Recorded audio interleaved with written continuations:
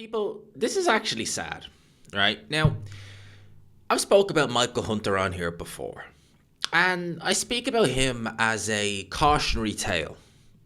There may be fighters, young fighters, who, could potentially be looking at having pro careers, who may watch my videos. I get over 200k views a month, most months 300 plus k. So you'd imagine that there are some young fighters who maybe are heavyweights or whatever weight who watch these videos. And I will always say, Michael Hunter is the quintessential cautionary tale of how you can be somewhat obscure early on in your career, not have major backing per se, get that by way of a big promoter, Eddie Hearn in his case, and to just chuck it all down the drain for nothing, really. Why am I talking about this? Well, I was aware that Michael Hunter had a fight in the York Hall for about a month or so now. In fact, it was round about the time when he was being maybe touted as a potential opponent for Moses Atelma. This is before the December the 13th show ended up getting scrapped. Obviously, Atelma was meant to be on that show with Chisora, not fighting Chisora, obviously, but you know what I mean. It was announced that he would be fighting this guy who was called Eli Frankham. Today, Friday night in the York Hall in Bethnal Green. And then we see clips of him at the weigh-in, or pictures of him at the weigh-in, I should be saying. 222 pounds, Frankham 218 pounds, right? Michael Hunter, for one, does not look in good shape in the pic, by the way. I might pop it up on screen. Doesn't look in good shape at all. But this fight right here, it really shows, and it puts into context how not to manage your career. Michael Hunter, almost 6 years to the day, because looking at his BoxRec, it was the 7th of December 2019. He fought Alexander Povetkin, all right? Two, at the time, top heavyweights, fighting in Saudi Arabia. This is pre-Turkey. I think that was still skill challenge back then. To now fighting an obscure opponent, so obscure that BoxRec don't even have this fight listed, which is bizarre. They don't even have this fight listed. And I checked some of Michael Hunter's, because Michael Hunter has done some strange things over the last couple of years. He's done this TLC pro boxing, which is one round boxing. He's fought a good few times under it. He's been very heavy as well in it, but I guess you don't need to worry about cardio in a one round fight. He's been doing that, and this isn't listed on it. He done this IBA boxing, which is kind of, it looks pro, but it's not recognized by anyone. He did that last year. He looked awful. I think it was in Uzbekistan. I think that's the flag of Uzbekistan. I seen actually the fight. Michael Hunter looked a shit. You'll never think that's the guy who was outspeeding and, in my opinion, beating Povetkin 6 years ago. You'd never think that was the same guy. And now he's fighting a guy who, I believe this is his BoxRec, because I had a job trying to find this Eli Frankham on BoxRec. I really did. And I found this guy who had two fights in 2013.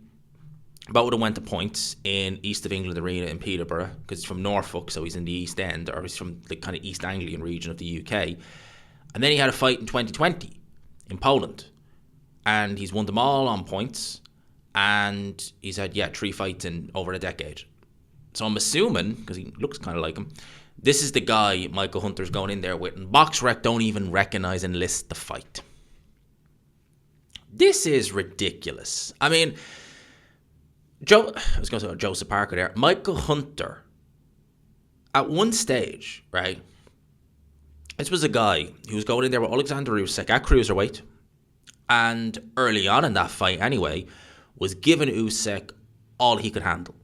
Was winning the early rounds against Usyk, done very well against Usyk. He ended up taking a count in the 12th round and losing on points, but still, he made Alexander Usyk look human. He really did early on in that fight. He goes up to heavyweight and does a good run, but he beat Martin Bakole, took his O. In a very, very good performance, it has to be said. And this wasn't like when Joseph Parker fought Martin Bakole, who was coming in on, a day's notice. No, this was I think Michael Hunter was being brought in as the away fighter. So when he has been to the York Hall, he's actually done some good work. I think that fight was on Channel 5, if I'm not mistaken, back in the day. It was about 7 years ago now. And he pushed on from there, and he fought on a couple of matchroom shows, was looking well. He was giving it all this, but in a good way. So he was talking himself up but in the kind of way you want to hear a fighter talk himself up. It seemed like he really believed in his ability. He was saying, give me these heavyweights, I'll fight them for free, this, that, and the other. He was a bit lighter than he is in this pick. He was in the 2 teens and the low 2 kind of 10s and stuff like that. Still a little bit of flesh on him, but, he had good speed, he had good athleticism, decent punching power. Michael Hunter, I would say between him and Usyk, it's much of a muchness in terms of, power punch. And, neither guy is feather-fisted. They might not look like the biggest punchers, but neither guy, you don't want to give either guy a free crack. Ask Alexander Ustinov. Remember that knockout, actually. I remember it was a good shot. Beat Sergei Kuzmin. He did great work, Michael Hunter, at heavyweight. And then he gets ordered to fight Hrgovic in an IBF final eliminator. Bear in mind, the guy who said he'd fight for free, right? And Eddie Hearn puts up the purse bid, which is something like 400 and something grand. So he would have got about 200k thereabouts for it. And that's not enough. Goes to sign with Triller because that's where the money's at. So the guy who was going to fight for free, now I'm following that money. And then in one fight, Triller is gone. Stick a fork in it. It's gone. And thank God it's never come back because it was entertaining, but for all the wrong reasons. That was what Triller was. To then go and sign a promotional deal with good old Don King.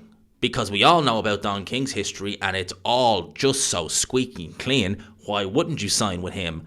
Wink, wink.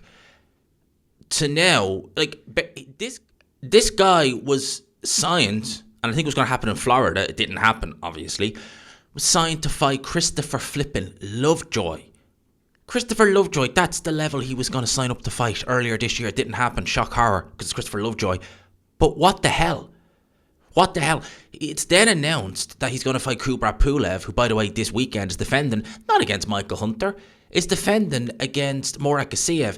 There was talk that he was meant to fight Jarrell Miller, and he was saying, it's Jarrell Miller's fault that this fight didn't happen. It's one of the few times where I'd look and say it probably wasn't Jarrell Miller's fault, truth be told, that this fight didn't happen, because this guy, Michael Hunter, and Don King were saying, Michael Hunter's fighting Kubrat Pulev in October. October comes around, no fight. Now he's fighting this guy in New York. What the actual hell has this guy done? Not only that now, seems to have alienated himself from other promoters. God only knows how much money he's asking for, because apparently he was not about money, but now all of a sudden he is. So when you're talking about the likes of Moses Town potentially fighting him, and believe me, at 37 years old going on 38, you haven't looked good in years, Moses Town probably steamrolled this guy. How much money could he possibly be looking for?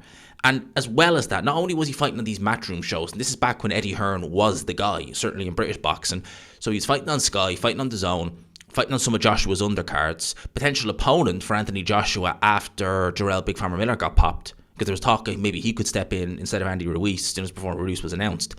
To now fighting again, your call, not even on a show that's on terrestrial TV. I don't even know where you can find this fight. I mean, he's selling tickets on Eventbrite, for God's sake, Michael Hunter, and they're saying that watch live at, watch Hunter versus Frankman.com. So there you go. This is how bad it's getting. He's leaving links to websites just to watch his fight. That's happening in the York Hall tonight. That BoxRec don't even list.